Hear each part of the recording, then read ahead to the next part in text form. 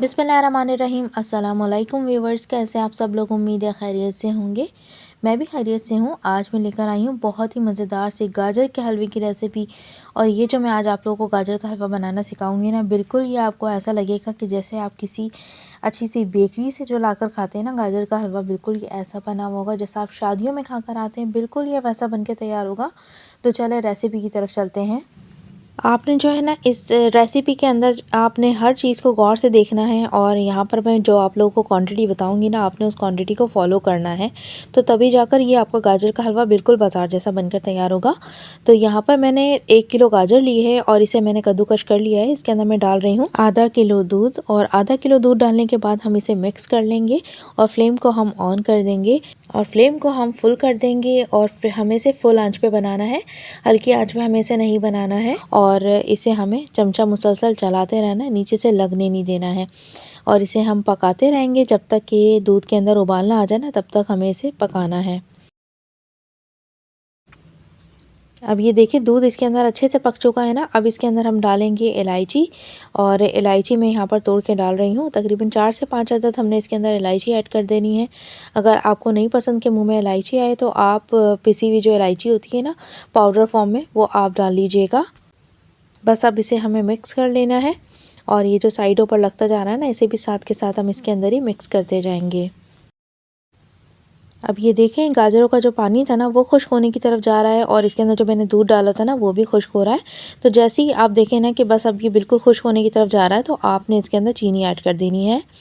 और चीनी यहाँ पर मैंने डाली है 1 प्याली, और आप अपनी मर्ज़ी से चीनी को कम या ज़्यादा कर सकते हैं। अगर आप ग्राम्स में मेजर करेंगे तो 150 ग्राम मैंने यहाँ पर चीनी ऐड करी है, बल्कि उसे थोड़ी सी मैंने ज़्यादा बढ़ा ली थी क्योंकि मुझे चीनी थोड़ी सी कम लग रही थी। तो इस वजह से मैंने थोड़ी सी चीनी इसके अंदर बढ़ा कर डाली है। अब ये देखिए इसके अंदर जो गाजर का अपना पानी था और जो दूध था वो बिल्कुल खुश्क हो चुका है। अब इसके अंदर हम ऑयल या घी ऐड करेंगे। अगर आप देसी घी अफोर्ड कर सकते हैं या आपको पसंद है तो आप वो इसके अंदर ऐड कर लीजिएगा। मुझे देसी घी नहीं पसंद है तो मैं इसके अंदर ऑयल का इस्तेमाल कर रही हूँ।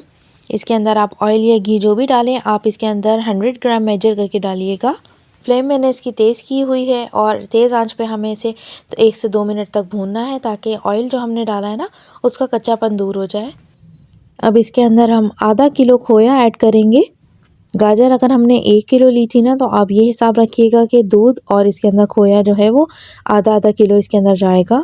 हलवा तो पक के तैयार हो चुका है, और इसके अंदर जब हमने खोया ऐड करना है ना, तो हमने खोया ऐड करते टाइम पर आंच को बिल्कुल बंद कर देना है, और फिर हमें इसके अंदर खोया ऐड करना है।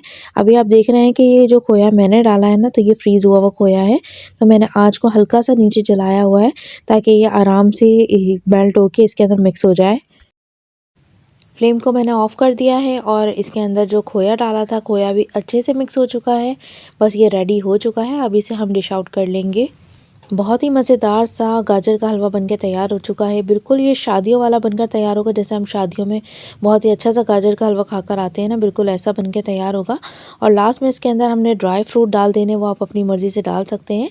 अगर आपको अखरोट पसंद हो या काजू पसंद हो तो वो भी आप ऐड कर सकते हैं। मैंने इसके अंदर बादाम और पिस्ते डाले हैं, और जो बाज़ार से मिलता है ना उसके अंदर भी लास्ट में ही इसके अंदर बादाम और पिस्ते ऊपर से ही डाले जाते हैं, अंदर नहीं ऐड किए जाते। तो आप भी इस तरीके से गाजर का हलवा तैयार कीजिएगा, और मुझे ज़रूर बताइएगा अपने कमेंट से कि आपने घर में ट्राई किया तो कैसा बना। चैनल पे नए तो सब्सक्राइब करना मत भूलिएगा। अल्लाह हाफ़िज़।